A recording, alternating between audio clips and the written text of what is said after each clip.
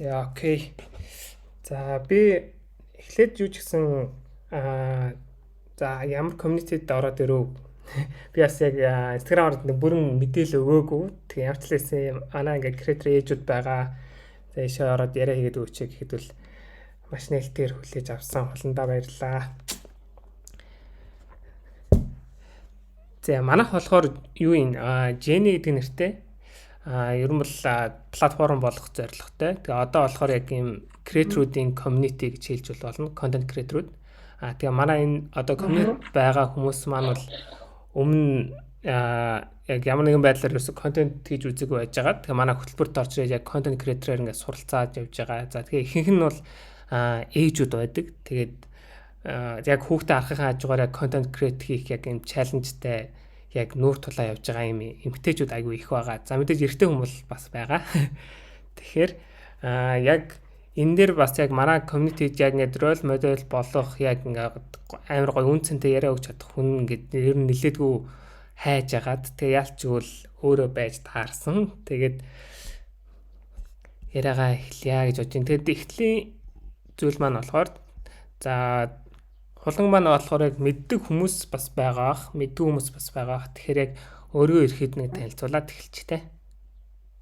Тэгээ сайн байцгаана уу? Хай. Намайг Холон гэдэг. Би сэтгүүлч мэргэжилтэй телевиз сэтгүүлд ажилладаг байжгаад хуваараа бизнес эрхлээд одоо гэхдээ сүүлийн 18 оноос хойш гэхэрч одоо 5-6 жил тасралтгүй яг social content хийж байгаа. Тэгээд одоогийн байдлаар бол ер нь баг үндсэн ажил, үндсэн орлого, үндсэн карьер бол social media болчиход байгаа. Тэгээд that's about it. Хоёр ном бичсэн. Өөрөө хувь хүний хөгжлийн тухай Year to Remember болон Girl in My Mirror гэдэг хоёр номтой. YouTube дээр видео хийдэг, Instagram дээр хаяа хийдэг тийм хүн байна. Хоёр хүүхдийн ээж. Хоёр хүүхднээ хийдтэй болсон байна. Хоёр хүүхдийн ээж. Одоо том маань 2 сая дөнгөж 2 хүрсэн. Баг маань одоо 8 сартай. Яг мөлхөөл явж байгаа гэсэн үг. Тийм. Баг нь одоо мөлхөөл, том нь ярих гал. Окей. За сая яг сүүлийн 5-6 жилийн хугацаанаас ерөн контент хийж эхэлсэн гэсэн тий. Ерхэд нь яг ингээд за энэ хугацаанд ерөн яг анх бол угаасаа шууд одоогийн шиг ингээл аюу олон брэндүүдтэй ингээл хамтарч ажилтгүү яг л өөрөө эхлээл хийж эхэлжсэн багтай яг контент анх яаж хийж эхэлжсэнээсээ одоогийн хүртэл ингэж явсан процесс байгаа болцвол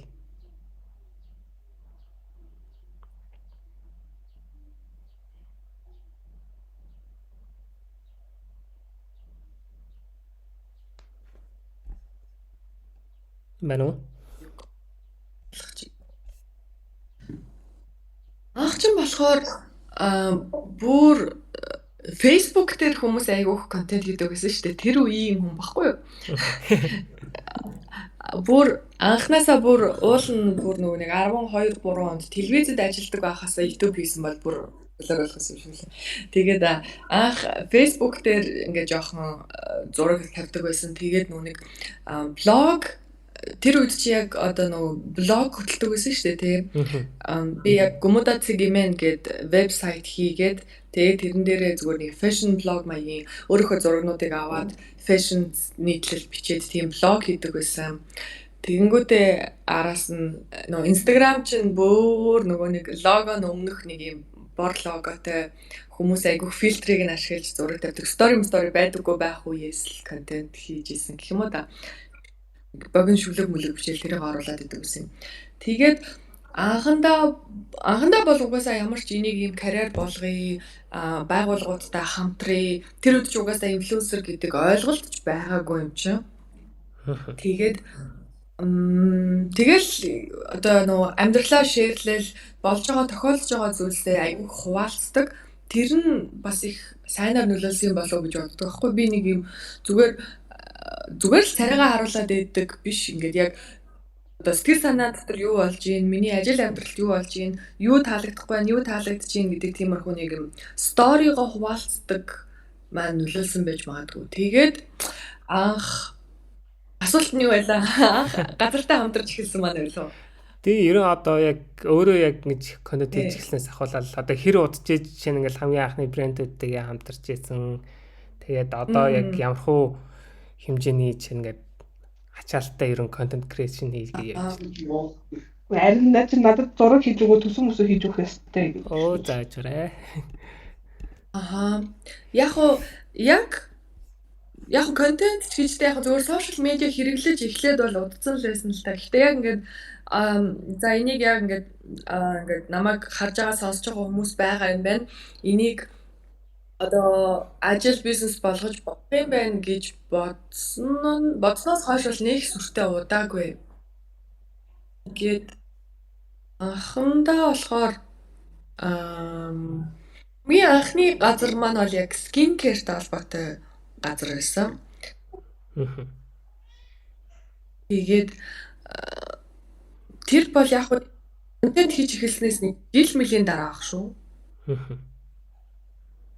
Тэгэл тухайн үедээ болохоор юугаач мэдэхгүй одоо яаж харьцах учраас мэдэхгүй угаасаа л мэдэхгүй байгаа юм чинь тэгэл яг менежерүүдийн санал болгосон ажлыг санал болгосон үнийг нь санал болгосон юмыг нь л ингэж болох юм байна гэж шууд авч ийсэн. Тэгээд яваандаа илүү ойлгодог болоод одоо газруудтай ийм гэрээ зурх хэрэгтэй юм байна. Ийм ажлын одоо цалин хөлс тохирох хэрэгтэй юм байна гэдээ ер нь сүүлдээ нэлээд туршлагатай болсон. Яг газруудтай хамтарч одоо ийм нөгөө одоо гэрээтэй одоо тийм нөгөө PR контентууд хийж эхлээд бол 19 оноос хойш. За яг 5 жил юм байна л да.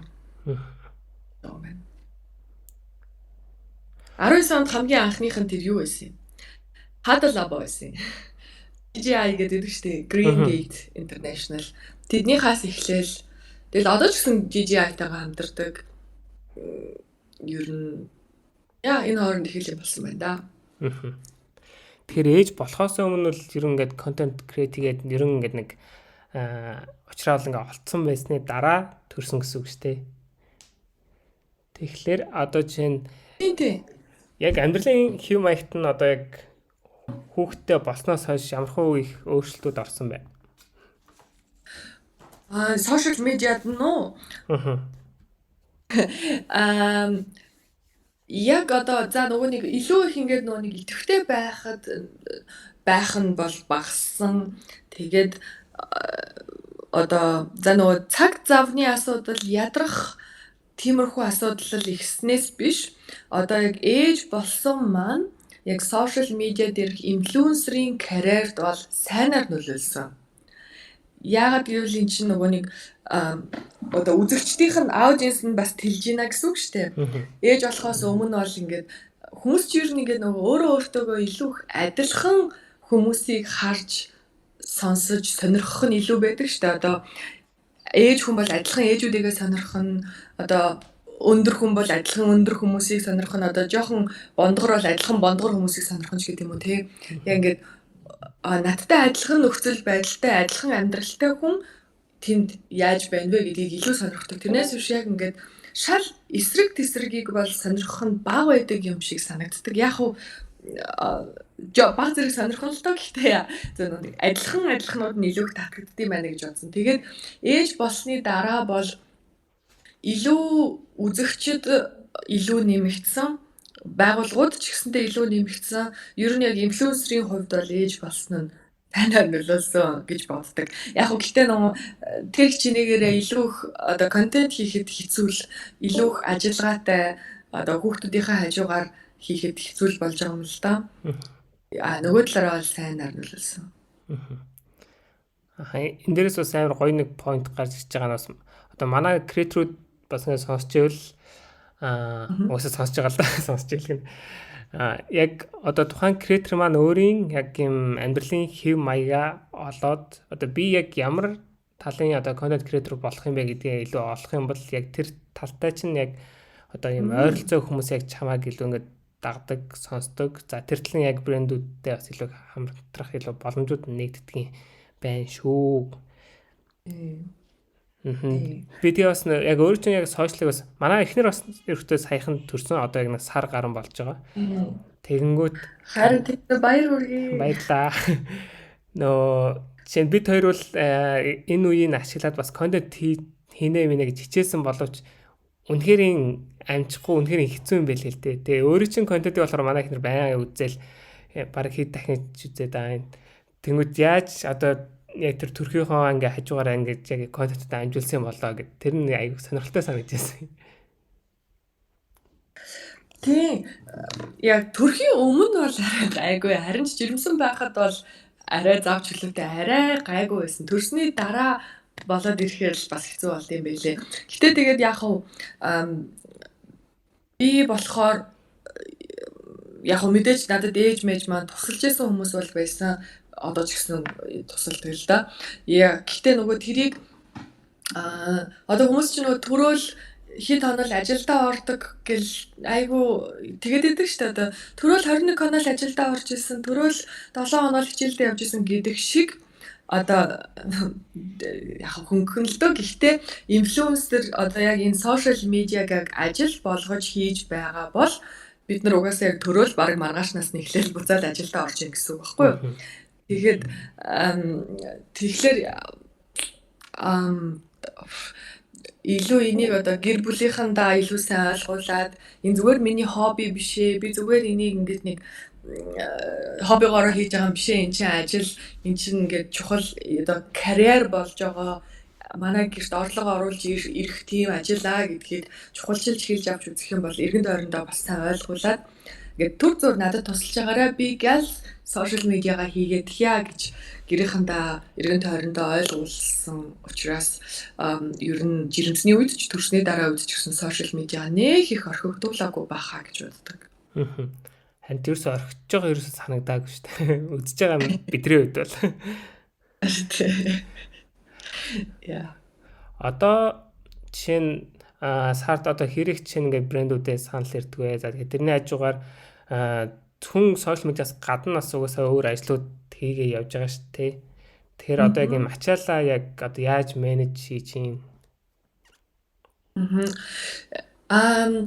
Яг сошиал медиагаас гадна гэх юм бол яг миний зүгээр ном бичих тэр хувийн л прожект байгаа. Тэгээд Гүмүда гээд манай гэр бүлийн дэлгүүр байдаг байхгүй юу? Тэрэн дээр би бас оролцдог. Тэгэхээр яг нэг давуу тал шүү дээ тий. Одоо ингээд сошиал медиа хэдүүлээ хөгжүүлээд яг контент креатор болъё, инфлюенсер болъё. Одоо сошиал медиагаар амьдрий гэж байгаа бол ер нь ингээд гарт орчих юм бол амархан байж болох үс ажил. Аг цаг зарцуулаад хурдан хийж болох үс. Гэхдээ сурахын тулд айгүй их цаг зарцуулна л да мэдээж одоо видеого эдитлэх, зураг эдитлэх, одоо гоё description бодож олох гэл тэрэн дээр бол цаг их зарцуулах нь тодорхой. Гэхдээ одоо бусад ингээд 9-өөс 6-гийн хооронд ажилладаг офисын эсвэл өөр ачаал ихтэй ажилтай харьцуулахад бидний сошиал медиа ажил чинь амжилттай болчих юм бол бага цагийг зарцуулаад одоо тэднэртэй харьцуулахад бага цаг зарцуулж байгаа мөртлөө адилхан бүр илүүч ашигтай байж болох үс байхгүй юу. Тэгэхээр ер нь бол яванда хурдан контентуудаа хийж сурна. Тэгэхээр it's okay. Гартаа оруулнаа л гэж юм байна тий. Тий. Одоо л ерөөсөө тийм нэг төрж мөртгөө болцсон амар юм ингээл явдаг болсон. Тий яг төртг нь бол гайгүй. Одоо бас нэг ингээл сандраал одоо ямар нэгэн газартаа очиж рил хийх ёстой байлаа гэж бодоход тэрэн дээрээ сандраад ингээд нэг хүндрүүлэхэ болсон гэх юм уу да. Урд нь бол би айгүй хүндрүүлж боддог байсан бохгүй. За одоо яаж хийнэ. Өстө гоё хийхгүй бол ямар камераар бичих үү, яах вэ гэл айгүй хүндрүүлдэг байсан. Одоо бол зүгээр одоо тэр үйл явцыг би enjoy-дж өөрөө тэрнийг одоо ингээд таашаал авч тэр үйлчилгээг би гоё мэдэрч авах нь тэр жигтэй миний контент байгаа учраас тэрийг нэг хүндрүүлж бодож айж самгартаж тэгхээ болсон. Тэр нь бас нөгөө талаараа түүртгэ болсон л гэсэн үг баг л та. Тэгээд яг үдэ тэгэл нэг юм чинь 5 жилийн турш хийхэр чинь бас гайгүй сурна штэ. Тэгээд одоо өмнө сард хэдэн ажил газартай байгаа вэ гэхээр яг байнгын гэрээтэй одоо сар болгоны гүйцэтгэлтэй бүтэн жилийн 3 жилийн гэрээтэй газар бол 3 байгаа. Сая нэг маань дууссан. 3 болсон. 4 байсан. Тэгээд нэг маань дуусаад 3 болсон. Тэгээд энэ болохоор яг байнгын одоо ингээд цалинт офис ажил шиг ингээд сар болгоны гүйцэтгэлтэй. Сар болгонд хэдэн стори хэдэн пост орох хэрэгтэй гэдэг.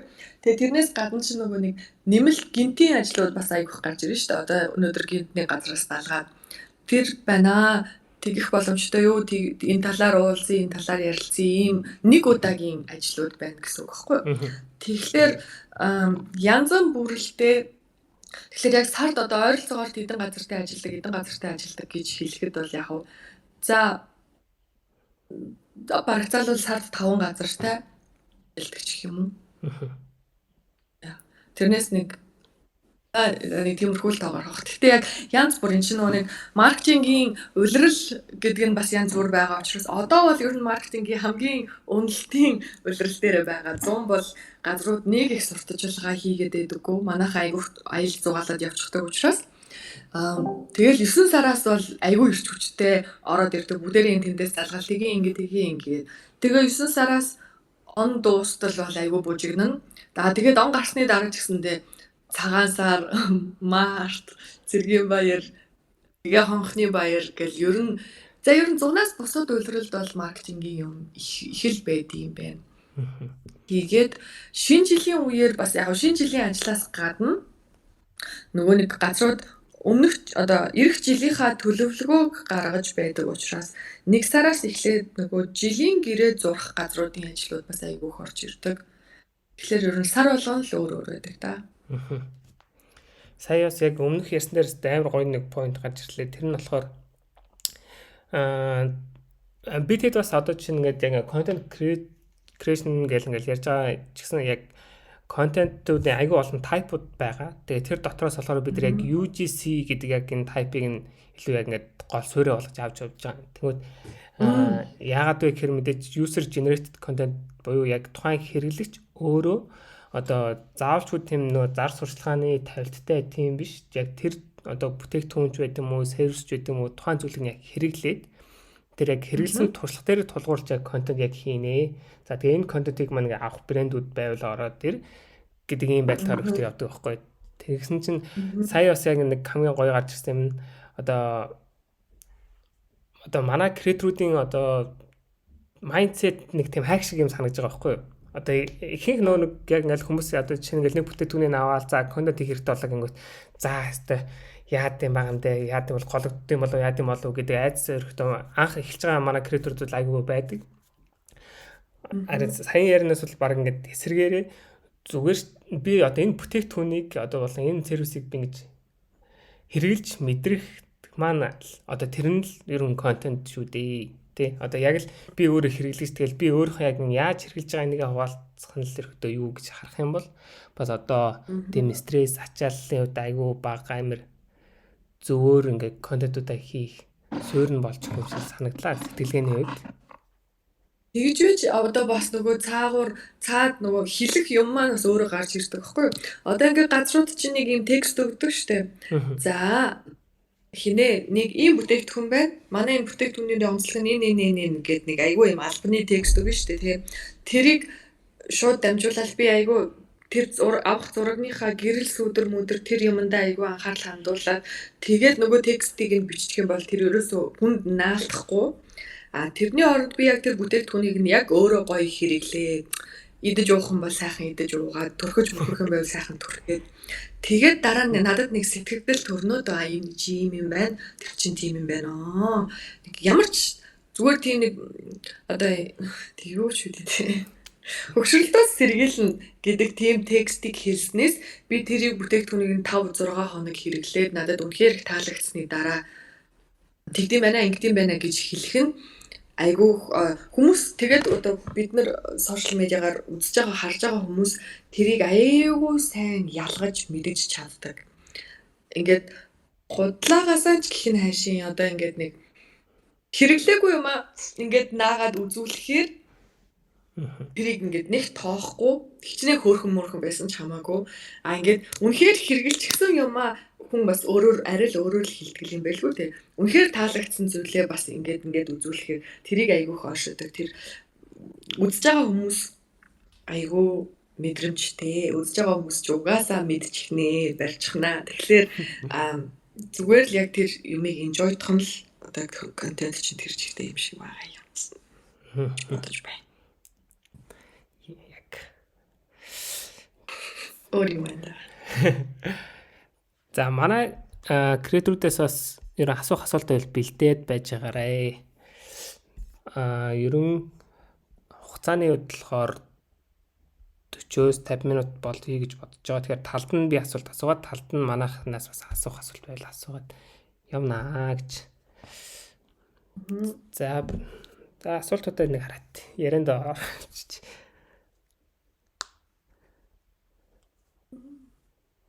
Ерөн одоо ингээд байгууллагатай яг ингээд хамтарч ажиллаж байхад ерөн асуудлууд ерөн гарч ирсэн үү? Одоо хүртэл бас нэг гардаг нэг тиймэрхүү зүйлүүд байдгүй.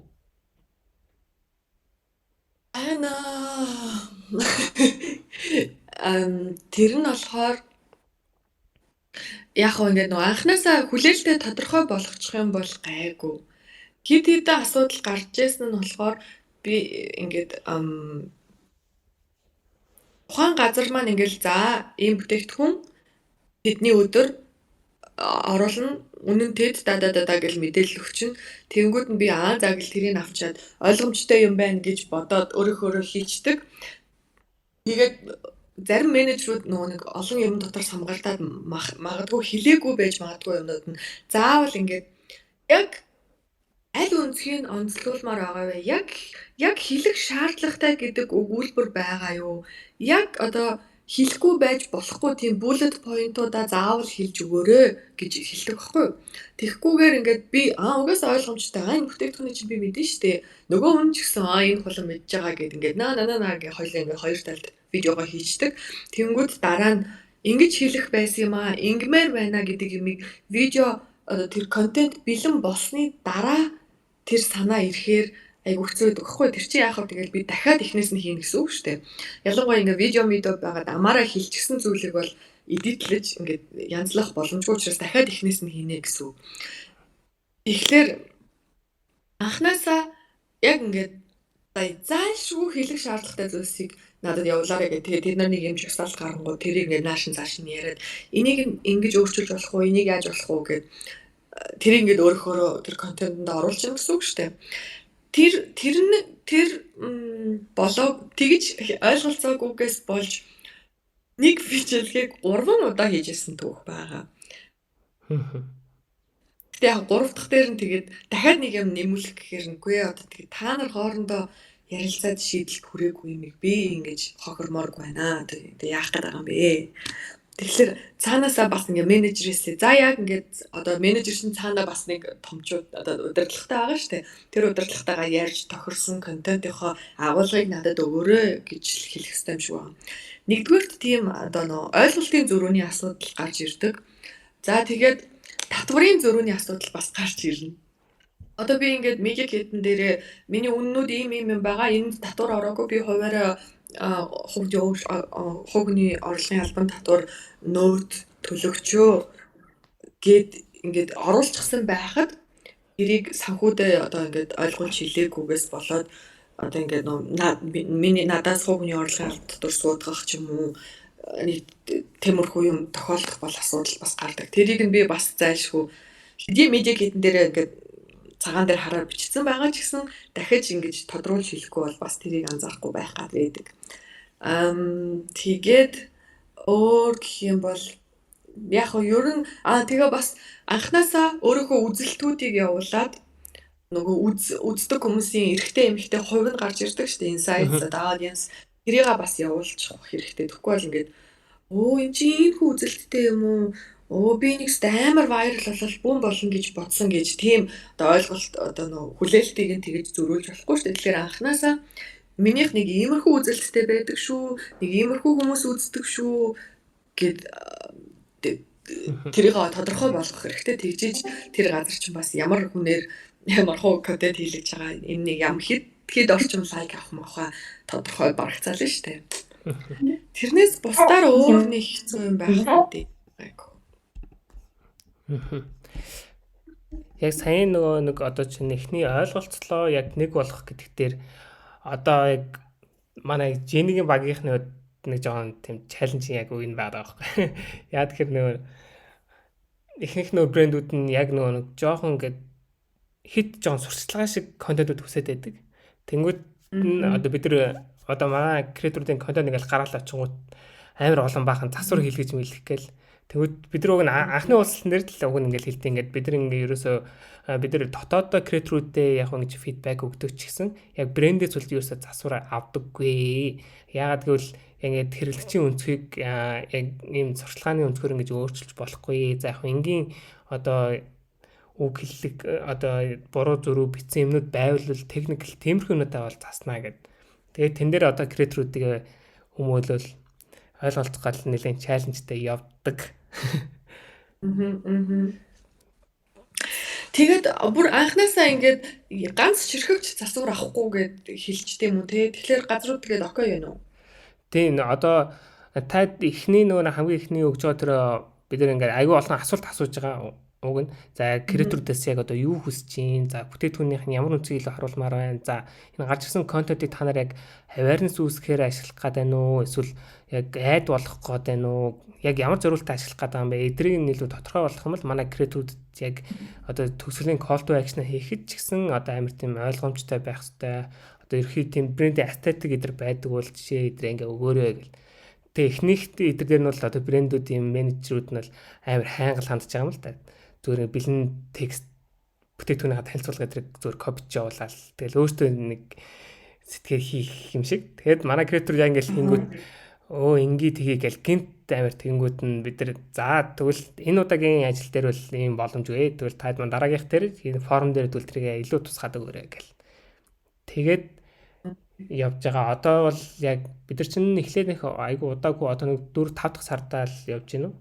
Тэг хамгийн ихний орж ирж байсан брэндүүд маань бол ихний контентууд дээр нэг жоохон тэгж байгаа сүүл рүүгээ одоо яг бүгд ойлголцолтой болоод хамаагүй дээр болоод эхэлж байгаа. Тэгэхээр нөгөө брэндүүдийг бас нэг ойлгуулах, educate гэдэг нэг юм бас байгаад байна.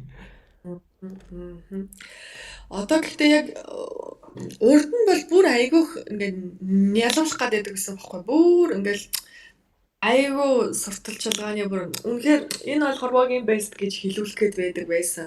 Гэхдээ ингээд жил ирэх тусам тэр нь багасаад сүүлийн 1 жил гарan 2 жил ингээд баг сурталчилгаа нь мэдэгдэхгүй юм шиг баймаар байна гэдэг болцсон байна лээ.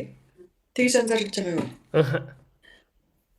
Бүр ингээд баг тааглуулахгүй баймаа гээд үгүй баг ингэж нүүрнийхээ хажууд тавих хэрэггүй зүгээр нэг газар тавьчих мавчих гээд сүүлийн үед тэг том газрууд айгүйх тэгэх хүсэлтэй болчихсон байлээ. Тэр нь бас сайнаар нөлөөлж одоо нэг хоногшуулах техник болоод байгааг илүү ойлгоод л байгаа юм шиг байгаа юм.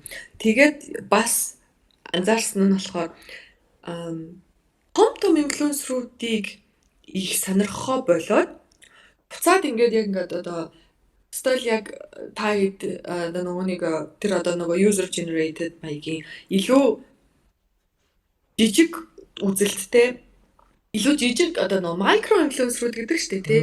Тэд нар лөө илүү их орох сонирхолтой болж байгаа нь илүү анзаарчихсан. Яагаад гэвэл ихэвчлэн micro influencer-уудын давуу тал нь айгүй цөөхөн мөртлөө ийм үнэнч хүмүүстэй байгаад байдаг. Тэгээд тэд нарт бас илүү нүг итгэх нь илүү байдаг шүү дээ тий. Одоо том инфлюенсерүүд одоо тий 100 200 300 мянган дагагчтай инфлюенсерүүдэд бол итгэх итгэл нь бага.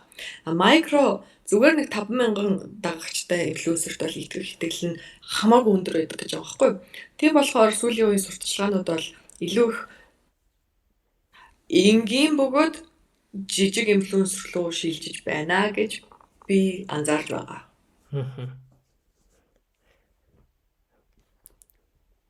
Сайн мэдээ үстэй тийм ч юм. Тийм, өстой сайн мэдээ. Бид нар гэсэн маш их хэрэгтэй анзаараад за ер нь яг энэ дээр яг шийдэл хэрэгтэй юм байна гэд ер нь төслөө эхлүүлж ийсэн. Тийм, яг үнэ. За. Ерөн одоо чинь ингээ өдөр тутамдаа чинь ингээл одоо контентуудын санаануудын эрэлт одоо ингээл гарч байгаа шүү дээ. За тэгэхээр тэр санаануудаа одоо жишээ нь яаж олж байна? Харин тийм ээ. Тэгэл TikTok ухаал, Instagram Reels үзэл, айгуух сэйвэлж аваал. Иймэрхүү байвал гоё юм байна. Энэний өнгө нь гоё юм байна. Энэний доорх аудио нь гоё юм байна гэл. Байнгын л айгуух идея хайж идэг. Тэгэл TikTok л юм да. Бас Pinterest ухаан. Тэгэл байнгын л ямар нэгэн санаа хайна л да. Тэгээд өөр бусад инфлюенсерүүдээс бас айгуух тийм inspiration авдаг шүү дээ. Одоо нэг ерөнхийдөө бид нар чинь нэг ингээд ямар газрууд байгаа, тэд нар ямар хуу гэрээ зурдаг, хин хинтэй хамтарч ажилтгийг ингээд дотор нь ороод ирэхээр мэдж байгаа шүү дээ, тий. Тэгэнгүүт нөгөө одоо за MCS гэлээ гэж бодоход MCS надтай хийж исэн ажлаа бас яг адилхан энэ охинтой хийж байгаа юм байна. Тэгж яхаа тэр охин яг надтай адилхан даалгаврыг ингэж биелүүлсэн байна. Нэрээ өстой сонирхолтой юм аа. Ингэж болох байж шүү. Nice гэд ингээд биенийхээ ажлыг давхар шалгаад яваад байдаг. Манай одоо энэ Discord-ийн энэ бидний контент гэдэг хамгийн идэвхтэй нэг channel гэдэг. Тэгээ энэ дээр бол одоо манай креаторууд за мэдээж нөгөө брэндүүд маань орж ирэхдээ ингээл бүтээгдэхүүнүүдээ ингээд одоо адилхан бүтээгдэхүүнүүд авах бол тохиолдол байгаа. Нэг брэндээс бол ингээл 7-8 бүтээгдэхүүн гингүүд. Тэгэл тэр дотроо хоорондоо нэрийнхээс за баахан контентуудаа хаваалцал энэ чил нэгнээсээ санаа авах нь аваал ингээл өөртөө буужигнаал байж идэг. Яа. Миний хувьд асуултууд ерөн гайгүй би гоё яг поинтуудаа гараад ирсэн гэж бодож байна. Манайхнаас асуулт байна уу? Байвал шууд микнийгээд асууж болно шүү.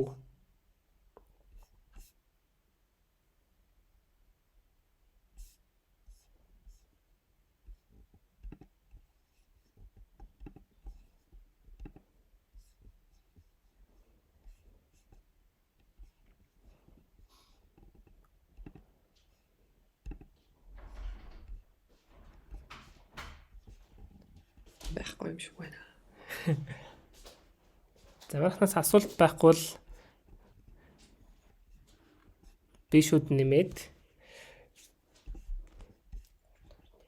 за яг хулгуулан гэдэг хүний маань өөрийнх нь одоо өнцгөөс одоо ингээ хоёр хүүхэдтэй ингээд хажуугаар нь ингээ яг сошиал медиаг яг мэн карьераа олгоо явж байгаа хүний хувьд одоо манай одоо эхлээд за одоо манайхнаас баг хамгийн туршлагатай гэвэл нэг 2 сар байна уу 3 сар хүртэл болж байгаа. За тэгээд 7-оос 8 брэндтэй бол хамтраад ажилласан нэг туршлагатай өрхтөө явж байгаа бах. Тэгэхээр энэ хүмүүст маань яг зориулаад өөрийнхөө туршлагаас ерөн ингүүл зүгээр байдаг ийм юм ингээ анхаарад явбал гэдэг одоо personal зөвлөгөө гэх юм уу?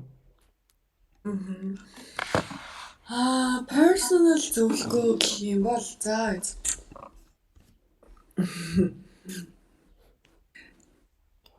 яг ингээд хүмүүс ийм нөгөө эхлэл өрнөл төгсгөлтэй тийм контентэнд дуртай байдаг санагддаг.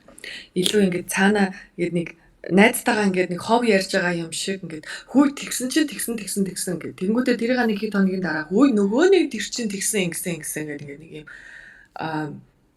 зүгээр ингээд би ингээд нэг телевизийн цаана байгаад ингээд үзэгчд рүү зүгээр юм шидэж байгаа биш ингээд нэг харилцаа холбоотой наашин татаж гаргаж ирээд ингээд харилцаад байгаа байхгүй юу? Тэгээ эсвэл ингээд асуулт асуугаад хүмүүсээсээ асуулт асуугаад тэрийгээ буцаад шеэрлээд нэг юм харилцан холбоотой гэх юм уу да одоо харилцаатай л гэх юм да.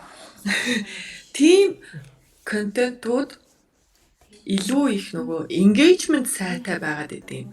Engagement сайтай байх чинь брэндтэй бас их таалагддаг шүү дээ. Тэгэхээр тийм байвал их зүгээр юм байна гэж боддог. Одоо ингээд ер нь зүгээр нэг гой сайхнаа харуулаад ийм нэг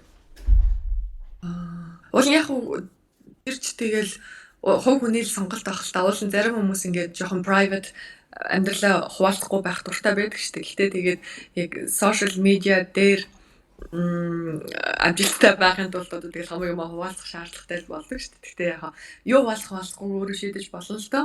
Гэтэ нэг тийм mysterious байснаас ингээд нээлттэй байсан нь үзэгчдтэйгээ илүү ийм дотн найзуудын холбоо шиг тийм холбоо үүсгэдэг юм байна гэж бодсон.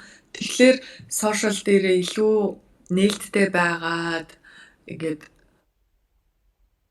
сторигоо хуваалцаад одоо ингээд цаана ингээд стори теллинг хийж ийна л гэсэн үг шүү дээ. Энд чинь ингээд нэг үйл явдал болоод тэрийг тэгээ тэгсэн ингээд ингээд хуваалцаж байгаа. Тэрийг эхлэл өрнөл төгсгөл хэрэгтэй зохион бичлэг бичиж байгаа юм шиг. Сүүлд нь бас дүгнэлт хэрэгтэй гэдэг. Тим юма толгойдоо бодчих юм бол амжилттай контент болох юм шиг санагддаг. Тэгээд бас хитрхи их ер нь айгүй амархан burnout болох гэдэг. Burnout болоод нөгөө ингээд залхацдаг штэ тий. Уул нь эн чинь ингээд айгүй одоо гоё ганган ажил гэрээсээ хийж болдог амархан ажил цалин захуу мөнгө төгрөгөн сайхан гэд гоё ганган гялгар санагддаг штэ тий. Тэгсэн мөртлөө яагаад ч юм сошиалс амар амархан хүмүүс burnout болчдөг байхгүй юу? Тэгэхээр ингээд нэг хэсэг айгүй цойлж гарч ирж гоё инфлюенсер байж байгаа л айгүй ирээдүйтэй байна да гэж яхад алга болчдөг. Тэр чинь ингээд burnout болж штэ. Би ч гэсэндээ ингээд ойрхон алхдаг. Тэгээд нэг хэсэг стори хийхгүй юм ч оруулахгүй ингээд алга болдог. Тэгж байгаа буцаж гарч ирдэг. Тэгэхээр сэтгэл зүйн эрүүл мэндэ бас жоохон бодож байх хэрэгтэй. Тэгэхгүй бол айгүйх өдрө болгох ингээл миний үзэлт, миний engagement, миний лайкны тоо одоо тэрийг тэгж сторидох хэрэгтэй, энийг ингэж сторидох хэрэгтэй гэдээ бодоод ах юм бол айгүй амархан нөгөө өөрийгөө үзэлтээр хэмжих гээд эхэлдэг байхгүй юу? Тэрийг идэхгүй тэгээд бас тэр DM-ээр бас муухай юм ирнэ. Тэр чатн дээр өстө чи зарай монтаж чи өстө тийм нэг гэсэн юмнуудыг бас анхаарахгүй байх чинь хэцүү. Тэгэхээр бас хамгийн хуваалцж байгаа хэрнээ нөгөө талаас ирж байгаа зүйлсийг авахтаа жоохон шүүлтүүртэй авч сурвал их зүгээр. Нөгөө талаас чи ингээд чам руу доромжлол гүтгэлэг өстө тийм гэсэн юмнууд ирвэл тэрийг бас жоохон блардж хааж сурах хэрэгтэй санагдсан. Тэгээд явцын донд л сурдаг гэдэг баг л та. Хүмүүс тэгээд угсаа ямар ойлог авахтай гэхдээ жоохон хейтлүүлээд жоохон муухай комент аваад эхлэхээрээ болчих гээд байдаг байхгүй юу? Лада. Burnout-аас ерөн одоо хурдан сэргдэг тийм арга техниктэй болсон. Одоо алга болох юм да. Хичээгээд ингээд нэг оруулах хэрэгтэй би гэрээтэй гэл тэгээ оруулаад ахаар ингээд сүулдэ бүр ингээд үзэн ядах гэдэг байхгүй юу? Стори хийхээс залхуу хүрээд тэгээд тэгж хийсэн стори, тэгж хийсэн контент ч угаасаа нэг гоё амжилттай болохгүй. Тэгэхээр зүгээр завсарлага аваад хэр удаан хоног уцаа үзмээргүй байна. Тэр хүртлээ үзэхгүй байгаал. Тэгээд буцаж ирэх юм да. Одоо за зөвхөн ингээл одоо байгууллагатай хамтраа контент хийхээс гадна за яг хулан гэдэг хүний яг өөрийнхөө энэ аккаунтаараа дамжуулаад бас ингээд сурталчилгааны биш өөрийн бас ингээд үнцний хаваалцсан контентууд ингээд хийж байгаа шүү дээ. Тэгэхээр бас яг за хүн креатор талаасаа за брэндүүдтэй ажиллах нь бол за мэдээж тэр бол ажилгаа ингээд явчихж байгаа. Гэхдээ хүн талаасаа одоо жишээ нь илүү ямар үнцэн бий болгомоор байдаг вэ? За тэгээд тэрийгээ бас ингээд сошиал медиа дээр одоо тэр брэндүүдийн ажлуудтайгаа яаж одоо хуваарлж менежлж тэ. За энэ 7 хоногт бол тэтгэн л одоо брэндтэй хамтран энэ дээр бол яг миний өөрийн юмнууд байх хэрэгтэй. Өөрийн орон зайгаа ингээд хатгалж үлдэх ч юм уу тэ. Тэр өөртөө яаж менежлж явж байна?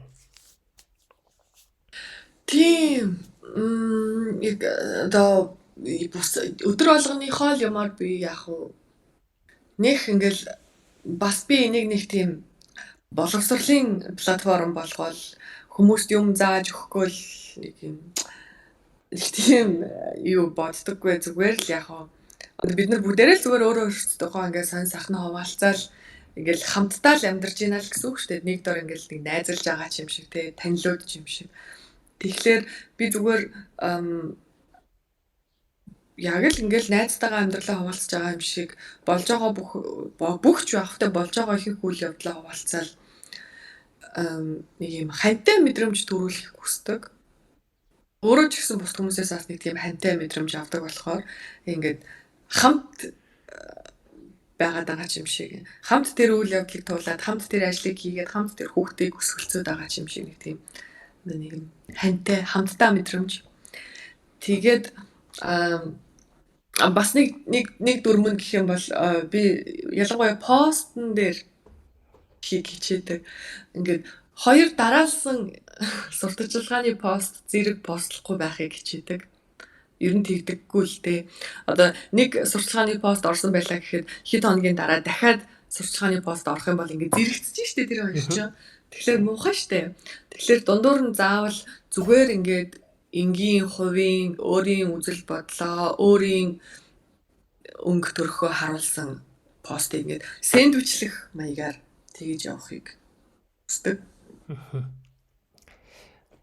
За ханчаа нэг асуулт ирсэн байна. Тэр нь болохоор за ажиллаж байгаа байгууллагын нь бүтээгдэхүүн таалагдахгүй эсвэл яг тохирохгүй байгаа үед яадаг вэ?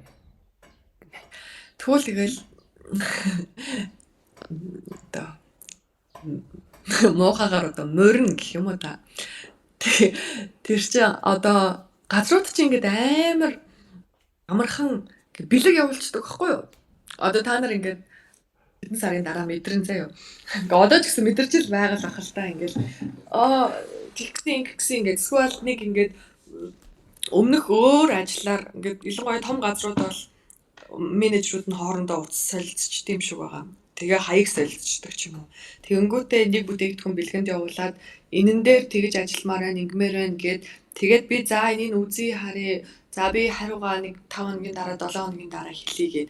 Тэгээд тэр бүтээгдэхүүн тохирохгүй байлаа гэж бодгоо. Тэгэл за энэ удаа болио уучлаарай. Дараа болъё. Би одоо танай бүтээгдэхүүн надад тохирохгүй байна биш. Би танай бүтээгдэхүүн дээр тохирохгүй юм байна гэж хэлдэг. Миний үзэгчид одоо иймэрхүү би нэг тиймэрхүү юм ярьдаг болохоор энэ бүтээгдэхүүнийг хангалттай сайн сурталчилж чадахгүй баха. Надтай нэг гой холбогдож өгөхгүй баха. Би тохиромжгүй баха гэж хэлнэ. Тэгээд эсвэл болж ингээд бүтээгдэхүүнийг авцсныхаа дараа хэрэглээд үзсэн чи айгүй онцгүй байх юм бол тэгэл за уучлаарай над руу дансаа явуулчих гэхгүй би энэ бүтээгдэхүүнийг худалдаж авъя. Би энэ дээр контент хийж чадахгүй нэ гэж хэлдэг. Тэгээд өөр бусдаар яг нэг тийм нэг жижиг сажиг мажиг юм ажил авдаггүй болохоор яг иймэрхүү эрсдэл арай бага л байдаг л та. Том газруудын ингээд нэг юм найдвартай бүтээгдэхүүн дээр орохыг хүсдэг. Тэгээд яг энэ зүгээр миний айдас байж магадгүй л дээ. Би болохоор ингээд яг хинч мэдхгүй танихгүй бүтээгдэхүүн дээр орохоос жоохон айдаг. Аль хэдийн ингээд олны мэддэг, таньдаг болчихсон одоо манайд зах зээл дээр худалдаалагдаад удаж байгаа ч юм уу тийм бүтээгдэхүүн дээр орох илүү дуртай байгаад гэдэг. Ягаад гэвэл тэр чинь ингээд ажилдаг, үйлчилдэг, аятайхан гэдэг нь ингээд батлагдсан байна гэсэн үг шүү дээ, тийм.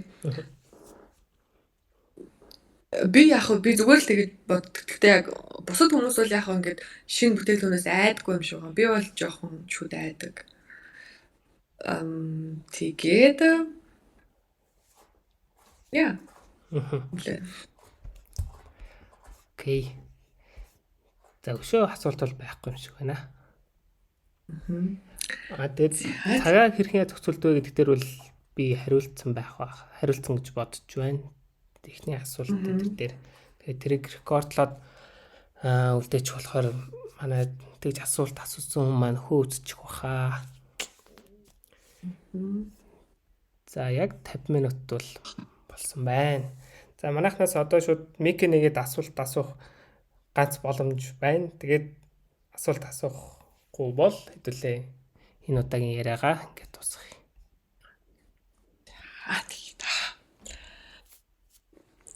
Тэ бүгдэнд нь амжилт.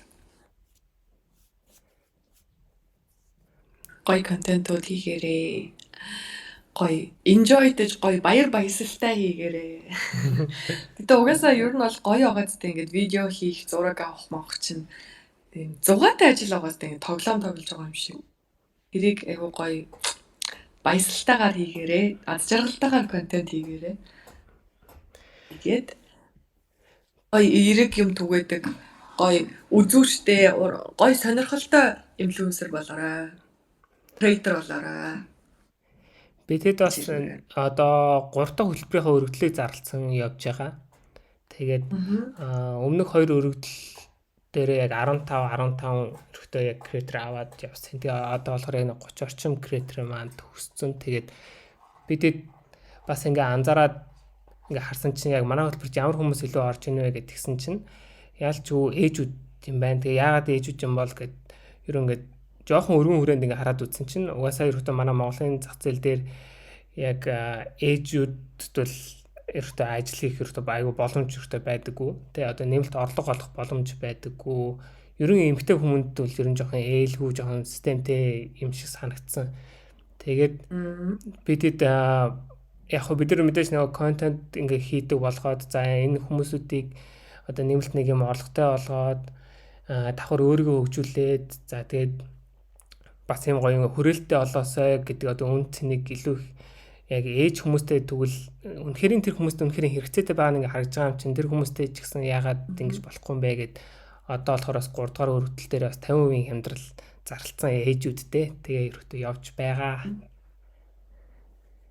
Yay! Харин тийш дээ. Сошиал дээр ер нь хамгийн идэвхтэй байдаг хүмүүс чинь яг мэдээж нэгдүгээр эмэгтэйчүүд, хоёрдугаар ээжүүд. Одоо ингээл юу сайн байна, манай хүүхдүүд юу сайн боломжтой байна гэдгийг илүү их байнга эрэлхийлж сураглаж хайж байдаг учраас тэгээд нийгмийн харилцаанд орохгүйгээр тодорхой хэмжээгээр хязгаарлагдаад гэртээ хүүхдээ хараад сууж байгаа учраас тэгээд нөгөө ажлын хамт олон найз нөхдөс мэдэж болох үз тийм нөгөө одоо мэдээллүүдийг авахгүй байгаад байна гэсэн үг шүү дээ. Тэгээд тэрийг нөхөхийн тулд сошиал медиагаас эрэл хайгуул хийх нь engage одоо нөгөө контенттэй engage хийх нь арай илүү их байдаг. Угаасаа л яг хэрэгцээ тэнд үүсэж байгаа учраас. Мата. Тэгээс аюух яг худалдан авалтын яг шийдвэрүүдийг ээжүүд гаргадаг болохоор бас нэгэндээ аюу сайн нөлөөлдөг юм шиг байна. Эдийн засгийг бид нар л эргүүлж байна штэ. Эрэгтэй хүн худалдан авалт хийдэггүй штэ. Тийм байлээ шүү. За тэгээд хэрэг гарвал бичээрэй. За тэгнэ. Бид хэд ерөн 27 нутаа нэг удаа нэг иймэрхүү ярианууд хийгээд явъя гэд явж байгаа. Өмнө нэг удаа хийсэн. Тэгээ одоо 8 сараас ахуулаад ерөн алдахгүй хийгээд явнаа. За тэгээд манай юунд орчихсонд хуландаа баярлаа. Тэгээд бүх хүнд манай орж ирсэн бас креаторүүдтэй баярлаа. Баярлаа. Баяртай. Bye bye. Bye bye. Баяртай.